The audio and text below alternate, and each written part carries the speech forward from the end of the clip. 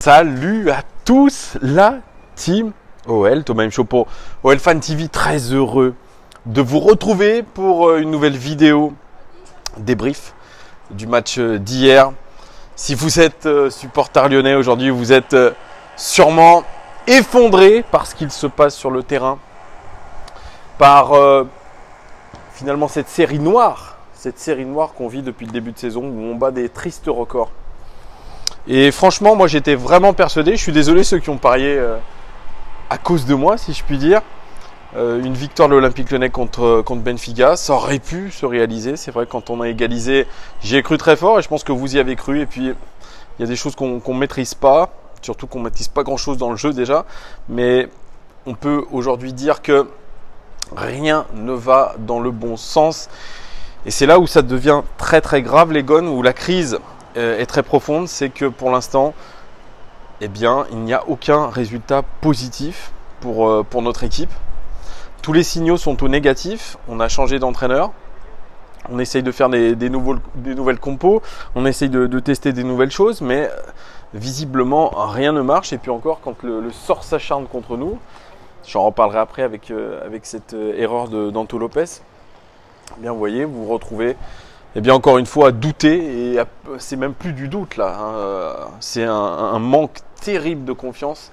Nos joueurs vont essayer de remonter petit à petit, mais qu'est-ce que ça va être dur, parce qu'on fait preuve d'énormes irrégularités dans le jeu, mais on fait preuve de régularité dans les mauvais résultats. Bref, c'est un petit tableau noir, hein, quand même que je dresse. Alors Rudy Garcia s'était déplacé au stade de la Luz avec une idée en tête de faire une nouvelle composition tactique, tout simplement. Il avait prévu que le Benfica joue à deux attaquants, et donc il avait voulu faire un petit peu une composition, une tactique miroir. Ben lui aussi, il allait mettre un 4-4-2 en place. Ça, on ne l'avait pas vu venir. Un 4-4-2 avec des choix forts, puisqu'il a décidé de se passer des deux principales recrues du mercato. Je parle de Joachim Andersen, mais c'était déjà le cas pour son premier match contre Dijon sur notre banc. Et puis il a décidé encore une nouvelle fois de se passer des services de Jeffrey Adelaide, lui aussi sur le banc. Donc un 4-4-2 avec Marcelo Denayer en défense centrale. À droite, retour de Léo Dubois. À gauche, retour de Koné, lui aussi qui avait été mis de côté un petit peu contre Dijon. Là, il reprend sa place parce que Marsal est blessé. Au milieu de terrain, double pivot, Aouar, Touzard, qui continue d'avoir le totem d'immunité. À droite, on avait sur les ailes deux très offensifs, Maxwell Cornet à droite. À gauche, Martin Terrier, puis une attaque à deux entre Depay et Dembélé, parce que Rudy Garcia pensait que la liaison, le lien entre les deux joueurs allait se faire naturellement sur ce match-là.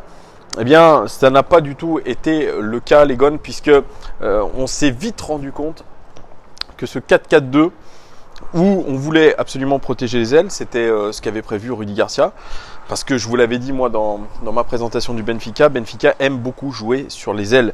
Donc on a protégé au maximum les ailes, sauf que le problème, ça a laissé des énormes trous au milieu de terrain, notamment parce que nos blocs n'étaient pas assez compacts. Il y a eu des trous béants entre les lignes, et les joueurs de Benfica en ont profité pour vraiment casser avec une simple passe, casser vraiment toute notre ligne du milieu de terrain. C'était absolument hallucinant. Donc on a eu vraiment des difficultés vraiment à gérer cet espace entre les lignes qui était, à l'image du jeu de notre équipe, très irrégulière. C'est-à-dire qu'on pouvait se retrouver avec un bloc compact sur 20 mètres et ensuite se trouver avec un bloc absolument peu compact, dispersé sur 40 mètres. Donc vous voyez, c'était vraiment à géométrie variable un petit peu ce bloc lyonnais, et ça nous a créé beaucoup de tort. Si j'en viens surtout à ces premières minutes de jeu, où moi j'ai vu pendant 2 minutes un vrai gros pressing de l'Olympique Lyonnais. Les 2 premières minutes de jeu, pressing agressif très haut, où on allait faire du contre-pressing. À la perte de balle, tout de suite, 2 joueurs dans la zone allaient directement sur le porteur de balle. Malheureusement, ça a duré encore une fois que 2 minutes. Je ne comprends pas pourquoi on n'arrive pas à tenir ce pressing. Et puis on a cédé très vite dans le match. On était complètement aspiré. Je ne sais pas ce qui s'est passé. Et Benfica a trouvé un joueur libre dans la surface de réparation, et c'était Rafa Silva. Je vous en avais parlé aussi dans l'avant-match. Rafa Silva, très fort, très dynamique, très fort ailier. Quelqu'un qui franchement a fait un très bon début de match avant de se blesser. Et on n'a pas gagné au change parce qu'il a été remplacé par Pizzi. Pizzi qui est le meilleur buteur du club portugais. Ça, il faut le rappeler, meilleur buteur du club portugais, un fin technicien, un joueur qui a l'habitude de tout ça, de toutes ces joutes européennes, même de l'équipe de Benfica qui a quand même une philosophie de jeu qui était un peu plus forte que la nôtre. Ils n'ont pas été non plus impressionnants, mais en tout cas, sur certaines phases de jeu, on a vu quand même beaucoup de qualité technique, une belle circulation de balles, ce qui n'a pas été vraiment le cas à l'OL, où finalement ce 4-4-2, dans les faits, sur la position moyenne des joueurs, de toute façon je vais vous mettre l'infographie, ça donnait un 2-1-4-3, avec le seul Lucas Touzard en sorte de sentinelle. Lucas Touzard qui a d'ailleurs pas réussi, lui non plus, à se mettre dans le sens du jeu, à organiser ce jeu-là. On avait d'ailleurs ce double pivot avec Aouar dedans. C'est un peu compliqué, on le sait. Aouar, c'est pas là où il est le meilleur. Il est meilleur plus haut. Et quand il a été plus haut en deuxième mi-temps, il a été bien meilleur dans l'organisation du jeu parce que Aouar, c'est quelqu'un qui est très fort pour jouer entre les lignes, pour se retourner, pour faire jouer ses partenaires. Là, quand vous l'avez très loin de ses attaquants, il est finalement inefficace. Donc c'est pour ça que je ne comprends pas encore cette volonté pour Rudy Garcia de vouloir le mettre dans un double pivot qui est complètement inefficace. Je peux reparler des ailes aussi avec Terrier et Cornet qui lui ont pratiquement rien apporté. C'est dommage. Alors il fait jouer, ça c'est Garcia, il fait souvent jouer ses ailiers faux pieds. Ça n'a pas donné grand chose. Et puis voilà, devant on avait un Memphis Depay qui a plutôt été un organisateur et un Dembélé qui a été encore une fois sevré de ballons, de bons ballons. Il a fait des efforts mais un petit peu dans le vide et c'est ça qui est très dommage pour cette équipe lyonnaise qui a paru vraiment encore une fois très apathique. Moi, alors, on me dit qu'ils ont fait une bonne seconde mi-temps. Il va falloir m'expliquer comment parce que j'ai vraiment vu une équipe encore molle, une équipe avec un schéma stéréotypé. Vous allez le voir aussi dans cette position moyenne des joueurs et sur le circuit préférentiel. Vous verrez, c'est très clair, il y a des énormes flèches. C'est le circuit préférentiel de l'Olympique Lyonnais. Vous verrez que c'est systématique depuis des mois et des mois et des mois. C'est un trajet préférentiel en U. Un trajet entre les défenseurs centraux qui vont vers les latéraux et qui reviennent sur les défenseurs centraux et qui reviennent sur les... Bref, on ne peut pas avancer avec autant de latéralité, très peu de jeu direct vers l'avant. Et puis, vous le voyez sur la position moyenne des joueurs. Touzard dans un no man's land, il n'avait pas beaucoup d'aide aussi au milieu de terrain. Et puis, très esselé, Depay et Dembélé devant. Bref, pas très très cohérent. Tout ça, une nouvelle fois, on en vient aux statistiques générales de ce match. 7 tirs côté Benfica, 15 tirs quand même côté lyonnais. On a tenté, mais beaucoup de tirs bloqués. Ça, je tiens à le dire aussi, beaucoup de tirs bloqués. 2 cadrés seulement pour les Lisboètes et nous, seulement 2 cadrés aussi. Donc, vous voyez, il n'y a pas eu beaucoup de tirs cadrés. Au niveau des passes réussies dans le dernier tiers aussi, c'est faible. 67 passes réussies dans le dernier tiers pour le Benfica, 71 simplement pour l'Olympique Lyonnais, quelques passes de plus dans le dernier tiers, mais c'est faible. On n'a pas eu une grande domination dans le dernier tiers adverse. Au niveau des centres, 11 centres côté Benfica Lisbonne, 27 côté lyonnais et encore très peu de réussite. Et ça fait flipper encore une nouvelle fois. Au niveau de l'intensité, on a vu qu'il y a eu de l'intensité mise par les joueurs du Benfica. 40 tacles quand même pour les joueurs du Benfica, 17 seulement pour nous. Ils ont mis de l'intensité dans les duels et c'est là aussi que ça s'est joué. 52% de possession dans le camp adverse pour le Benfica, 48% de possession dans leur camp pour nous. C'est kiff bourrico. Au niveau des passes réussies dans la surface de réparation, 9 passes réussies dans la surface sur 15 pour le Benfica Lisbonne. Nous, c'est un poil mieux quand même. Je trouve que c'est encourageant de ce point de vue-là. 10 passes réussies dans la surface sur 19. C'est quasiment la moitié. Et au niveau des expected goals, 0,89 pour le Benfica Lisbonne et seulement 1,12 pour nous. La qualité des occasions n'était pas au rendez-vous. On a été plutôt réaliste par rapport à cette qualité d'occasion. On a marqué un but, on aurait dû en mettre un. Vous voyez, donc ça se joue là. Au niveau des half spaces, ce sont les zones sur les côtés. C'est entre la ligne de touche et voilà, vous avez je sais pas comment vous l'expliquer très précisément. Excusez-moi, je bafouille. Mais voilà, ce sont les bandes sur les côtés. Les demi-espaces en fait, si vous voulez, où beaucoup de nos joueurs jouent. on passe quand même pas mal par les côtés. 26 passes dans les half spaces, 20 réussis. 10 de ces passes ont atterri dans la surface de réparation. 9 ont été réussis pour une passe décisive, celle de Léo Dubois. Dans la zone 14, vous le savez, cette zone 14, c'est la zone dans laquelle si vous jouez verticalement, eh bien vous avez 4 fois plus de chances de marquer. Ouh là là, je redémarre. Voilà, c'est toujours mon petit souci de caméra hein, parce que je pense que ce matériel est un peu bancal, surtout que je mets un micro, c'est bien pour ça que ça se barre. Dans la zone 14, 14 passes, dont 11 a réussi quand même, 4 dans la surface de réparation, 4 réussis. On aurait dû marquer, vous voyez, selon la statistique, 4 fois plus de chances de marquer, on aurait dû marquer en passant par la zone 14. Au niveau des statistiques individuelles, les gones. Anto Lopez, je commence avec lui. Anto Lopez, eh bien, il a fait pourtant un bon début de match. Et puis ensuite, ça s'est véritablement compliqué pour lui. Et surtout, cette dernière erreur. Il n'avait pas fait du tout d'erreur, Anto Lopez, depuis qu'il a été promu titulaire en 2013-2014. C'est un joueur loyal, c'est un joueur performant. C'est peut-être le joueur le plus constant et le plus régulier qu'on ait eu, très décisif dans la plupart des rencontres. C'est lui qui nous a sauvés les saisons précédentes. C'est lui qui nous a permis de nous qualifier en Champions League. C'est pour ça qu'on ne peut pas lui en vouloir. Mais il a voulu bien faire, certes. Alors on peut lui reprocher d'avoir voulu faire un bras roulé plein axe, alors que c'est interdit de jouer plein axe. Ça, c'est vraiment une règle essentielle dans le football. Mais je pense qu'il a vu Thiago Mendes démarquer au milieu de terrain. Il a voulu aller très vite, sauf qu'il a... je crois qu'il n'a même pas vu Pizzi. Hein. Il n'a même pas vu Pizzi. Et c'est là où la différence se fait. Pizzi, il a l'œil. Et ça aussi, il a observé l'action. Ça, c'est extraordinaire parce qu'il a un niveau de concentration, Pizzi, qui est fantastique. Autant Anto Lopez, il n'a pas eu la concentration, mais Pizzi, il a eu l'œil. Il a vu Anto Lopez, il a suivi l'action d'Anto Lopez. Et puis, il a suivi des yeux le ballon. Ça, c'est important. C'est comme en tennis. Quand vous regardez la balle, il faut absolument regarder la balle. C'est très très important. Et il a pris l'information. Et le geste qu'il réalise, même si le but est vide, il est incroyable. C'est une demi-volée de 30 mètres. Il faut le faire. Donc c'est un très beau geste technique. Malencontreux pour nous, mais on ne peut pas blâmer Anto Lopez. C'est la vie, je ne lui en veux pas. Je lui en veux pas, Anto Lopez. Franchement, je lui en veux pas.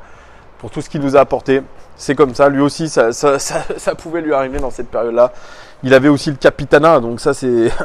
Je pense que ça a été un poids aussi sur ses épaules. Peut-être que ça l'a un peu trop engagé émotionnellement et qu'il en a perdu de la lucidité. C'est possible aussi. Il y en a qui m'ont fait remarquer qu'avec la dernière vidéo avec JP, la caméra est tombée quand il a parlé d'Anto Lopez. C'est un marabout, exactement. Donc Anto Lopez, je lui mets la note de 5 sur 10, la moyenne quand même. Pour Anto, Marcelo qui fait plutôt un bon match, je trouve, dans l'ensemble. 82 passes réussies sur 89, 9 ballons récupérés, c'est très bien. Et c'était le plus central sur cette infographie aussi que vous avez pu voir sur la position moyenne des joueurs, que je vais tirer du site Between the Posts, très bon site. Donc c'est le plus central des joueurs lyonnais, mais quand le plus central c'est le défenseur central, c'est qu'il y a un petit problème aussi. Donc Marcelo, je lui mets la note de 6 sur 10, il a été très correct. C'est la même chose pour Denayer, mais Denayer, je le trouve un peu moins tranchant, un peu plus de perte de balles que d'habitude. 87 passes réussies sur 94, c'est le record du match tout simplement. 10 ballons récupérés, record du match pour Denayer, et 2 dégagements, ce qui est plutôt pas mal, mais il a pris quelques risques quand même à la relance. C'est celui qui a le plus porté le ballon dans des zones dangereuses, donc c'est plutôt une belle copie aussi. Je lui mets la note de 6 sur 10, oui, pas plus que 6 parce qu'on a quand même perdu les gones. Bref, Léo Dubois, qui n'était pas forcément extrêmement blessé, hein, comme vous avez pu le voir, c'est je crois le 3e joueur du match qui a le plus couru, c'est ce que j'ai écouté sur RMC. Voilà, Léo Dubois que j'ai trouvé intéressant dans son abattage défensif, offensif, mais alors je ne sais pas si c'est le manque de lucidité dû à la répétition des efforts, mais la qualité de centre, elle est dégueulasse. À part sur la passe décisive pour Memphis Depay où le centre est parfait, mais alors le reste, un déchet. Centre dans les tribunes, 4e poteau, sur un joueur adverse. Enfin, c'est sa qualité principale à Léo Dubois. Il est en train de la perdre. Je ne sais pas, il y a un vrai problème. Il faudrait peut-être lui poser la question d'ailleurs par rapport à ça. Léo Dubois, c'est 44 passes réussies sur 60, 2 passes clés quand même, tout de même, dont une passe décisive, 2 centres réussis sur 9. C'est dégueulasse. 9 ballons récupérés, 3 dégagements. C'est celui qui a donné le plus de ballons dans des zones dangereuses. Voilà, mais quand même, défensivement, c'est très bon, mais offensivement, voilà, même malgré cette passe décisive, elle n'efface pas tout parce qu'il aurait pu être beaucoup plus décisif par rapport au nombre de ballons qu'il a eu à exploiter pour des centres. Il aurait dû les mettre dans les zones dangereuses, ça n'a pas été le cas. Léo Dubois, pour sa passe décisive, quand même, je lui mets la note de 6 sur 10. Koné, titularisé à gauche. Seule recrue présente sur le terrain. 42 passes réussies sur 51. Ça aussi, il peut faire beaucoup mieux. Et alors là, la statistique catastrophique aussi, la même chose. C'est marrant, nos latéraux sont vraiment pas prolifiques du tout au niveau des centres. 0 centre réussi sur 6 tentés. Voilà, c'est une statistique effarante. Et 3 interceptions. Record du match. Moi, j'ai pas trouvé un Koné extraordinaire. Et je me suis même dit dans ma tête, on a quand même perdu au change par rapport à Ferland Mendy. Ça paraît bourrin un peu, ça paraît pas fin, ça paraît pas très bon tactiquement surtout. Le QI football n'est, je pense, pas encore très développé et peut-être que ce joueur peut s'améliorer, mais il y a encore beaucoup de boulot. Je lui mets la note de 5 sur 10 à Koné. Lucas Touzard, eh bien, il nous a fait du Lucas Touzard. Pas mal de pertes de ballon, incapable de jouer vraiment vers l'avant, toujours les solutions latérales ou vers l'arrière. Un Lucas Touzard qui détient pourtant, je crois, le record de kilomètres parcourus dans le match pour tous les joueurs, tous joueurs confondus. Donc c'est quelqu'un qui court beaucoup. C'est un Éthiopien, c'est un coureur de fond, mais je pense que lui aussi perd la lucidité ensuite pour décocher une belle frappe, décocher une belle passe, etc. Je pense que cet abattage physique, parfois beaucoup dans le vide, eh bien, ça lui coûte au moment de prendre les bonnes décisions, parce que les bonnes décisions, on n'en a pas pris beaucoup. Et dans les statistiques, à part 3 tacles réussis, qui est le record côté lyonnais dans ce match, eh bien, il n'y a rien. Je lui mets la note de 3 sur 10 à Lucas Touzard, qui continue un petit peu à me décevoir. Oussem Aouar, qui était sur quelques bonnes prestations, eh bien 43 passes réussies sur 47, qui est pas trop mal. 8 passes réussies dans le dernier tiers sur 10, c'est peu quand même au niveau des passes tentées dans le dernier tiers. C'était surtout dû à sa seconde mi-temps, où il était un poil plus haut. 5 duels réussis sur 10, record du match. Ça, c'est intéressant aussi. Et 3 tacles réussis, autant que Lucas Touzard. Voilà un Oussem Aouar que j'ai trouvé beaucoup plus intéressant quand il a été plus haut sur le terrain, parce que il est précieux entre les lignes. C'est ce qui a manqué en première mi-temps. Il y avait vraiment un no man's land au milieu, il n'y avait personne entre les lignes, il n'y avait pas de joueur capable de venir prendre ce ballon, se retourner avec une vraie première touche de balle. Et ça, il est capable de le faire, Oussem Aouar. La première touche de balle chez lui est très bonne. Il a une très bonne vision du jeu. Donc, dès qu'on peut toucher un Oussem Aouar plus haut sur le terrain, c'est profitable à l'équipe, parce qu'il a vraiment une sacrée vista. Et je crois qu'il faut arrêter de s'entêter à le mettre dans un double pivot qui ne lui va pas, et j'en suis sûr que si on lui pose la question, il préfère jouer plus haut, beaucoup plus haut, parce que là, en plus, la position dans laquelle il était en deuxième mi-temps, ça lui permettait aussi de repiquer axe, et on sait que quand il repique axe, il est super intéressant. Donc un Oussem Aouar qui continue un peu dans sa lignée de ses précédents matchs, plutôt encourageant. Donc je lui mets la note de 7 sur 10 à Oussem Aouar, qui est pour moi l'un des meilleurs lyonnais hier. Maxwell Cornet, qui avait l'occasion aussi de se montrer. 3 duels réussis sur 4, et puis c'est tout pour lui. Première mi-temps insipide de sa part. Une deuxième mi-temps où il a joué un peu plus sur ses qualités. C'est ce que je me disais. Je me dis, mais pourquoi il ne va pas percuter alors qu'il est capable d'éliminer. On l'a vu d'ailleurs en seconde mi-temps, capable d'éliminer son vis-à-vis. Il a plus de vitesse, il a plus de vivacité. Il a touché d'ailleurs la barre transversale sur une frappe contrée. Mais voilà, ça reste une mi-temps. Désolé les gones, ça redéconne un petit peu. Désolé les gones, désolé. Bref, j'étais sur Maxwell Cornet. Ouais, je trouve ça très très étonnant que Maxwell Cornet il soit pareil lui aussi très très irrégulier. Alors est-ce que c'est parce qu'il n'est pas au top physiquement, ou parce que les consignes pour lui sont différentes de d'habitude, j'en sais rien. Mais en tout cas, en seconde mi-temps, il s'est un peu plus bougé pour essayer de provoquer son adversaire direct, surtout essayer de l'éliminer. Ça a plutôt bien fonctionné. Donc voilà, il faut qu'il joue sur ses qualités, Maxwell Cornet, mais bon, ça reste toujours du Maxwell Cornet, c'est stéréotypé, voilà. Bon, il a peut-être atteint, je pense, un palier qui ne pourra plus franchir, il ne pourra plus aller au-delà de ce palier. C'est bien dommage. Maxwell Cornet, je lui mets la note de 5 sur 10. Martin Terrier, alors lui c'est le fantôme. Il avait l'occasion, après son match raté contre Dijon, de montrer à son coach bien qu'il avait les qualités pour rester dans son 11 de départ. Il est toujours aligné à gauche, il faut dire, mais à gauche un peu plus libre, c'est-à-dire qu'il peut repiquer axe, mais j'ai vraiment l'impression qu'à ce poste-là, il n'y arrive pas. C'est un joueur axial, c'est un joueur qui est important quand il est dans la surface de réparation parce qu'il a un beau sens du but et je crois qu'on l'utilise trop loin du but. Malheureusement, on l'utilise dans un rôle d'ailier. Il n'est pas ailier, Martin Terrier, c'est un faux ailier. C'est surtout un joueur qui est capable d'évoluer soit en pointe, soit en faux neuf. Donc ça lui convient pas tout ça. On voit qu'il joue d'ailleurs à contre-nature et ça se voit que il se retrouve pas dans cette équipe, il se retrouve pas dans ce système de jeu et ça donne des prestations absolument insipides. Il fait pas un bon début de saison, Martin Terrier.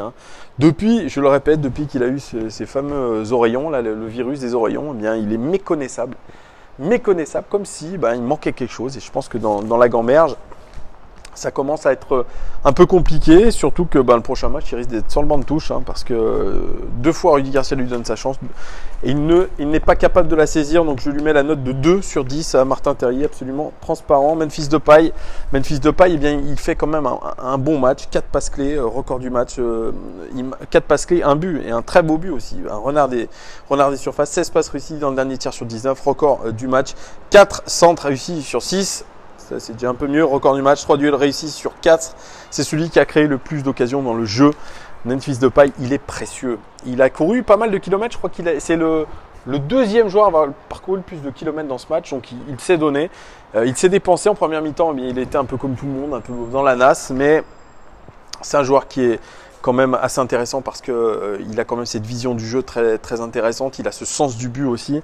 Il est capable de changer le cours d'un match à lui tout seul. Il fait une belle frappe aussi, à noter une belle frappe à son actif, avec une envolée un peu pour les photographes du gardien. Un coup franc absolument ignoble, envoyé sur le périphérique de Lisbonne aussi, mais globalement son match a été plutôt réussi.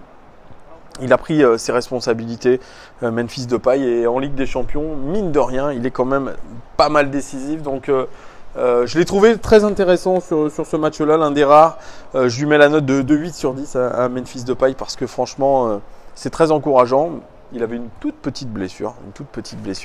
C'était pas grand chose, c'était une petite contracture. Et puis voilà, il revient de blessure de manière très correcte. On peut compter quand même sur lui. Moussa Dembélé. Alors Moussa Dembélé, il n'a pas de chance parce qu'il n'est pas mis dans les meilleures conditions. Et puis moi je l'ai trouvé pas non plus incroyable.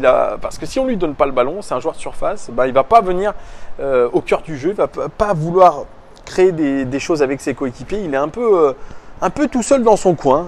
C'est un peu dommage ça aussi, qu'il attende juste le ballon et qu'il ne vienne pas. Quand il voit qu'on ne lui donne pas les ballons, il n'a qu'à revenir aussi au cœur du jeu.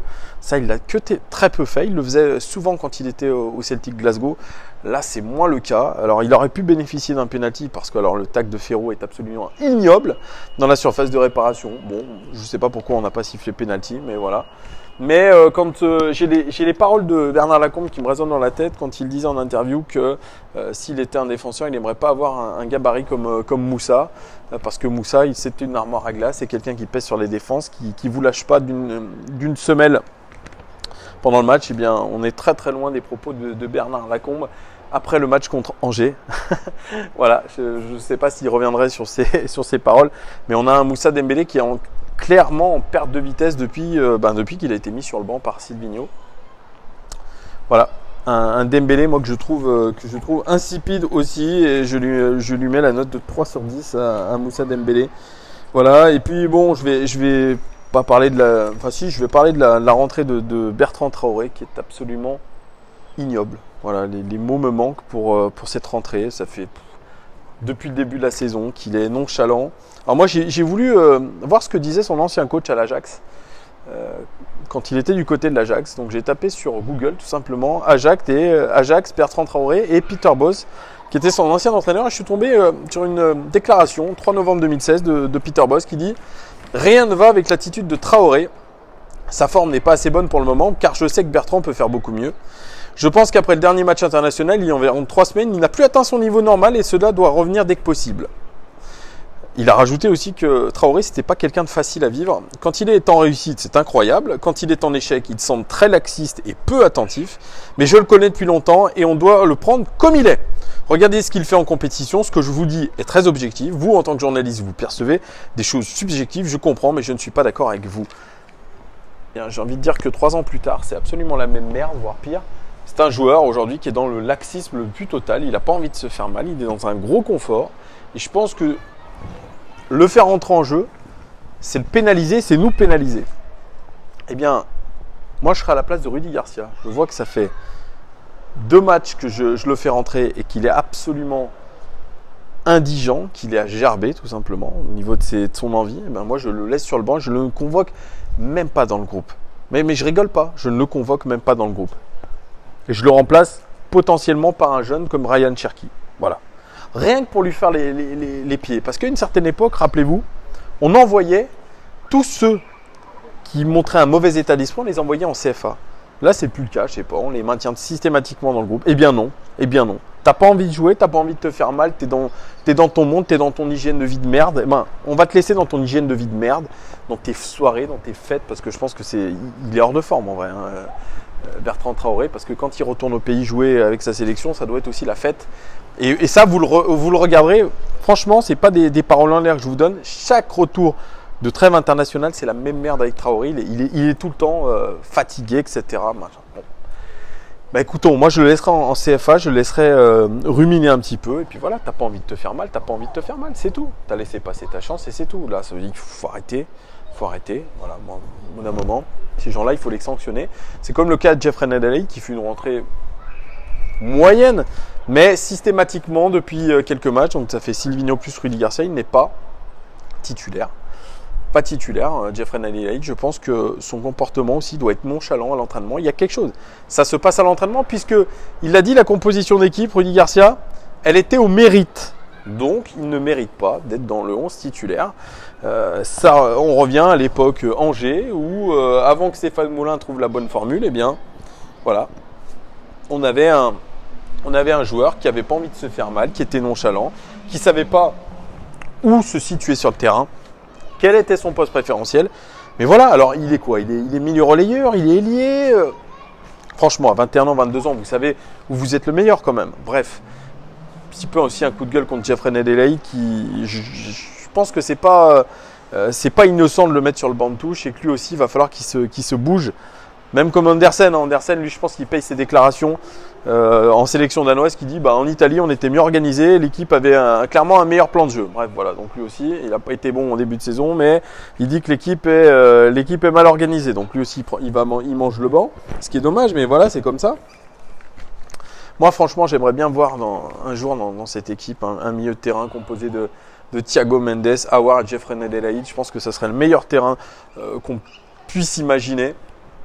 Techniquement du moins, parce que là je vais vous parler aussi de Thiago Mendes qui fait une belle rentrée. C'est grâce à lui que l'équipe retrouve un petit peu d'équilibre. Et puis il a été plutôt précis, il avait de l'envie pour le coup, 2 duels réussis sur 2 interceptions. Moi je l'ai trouvé intéressant dans ce rôle-là, là où il est le meilleur, c'est-à-dire relayeur.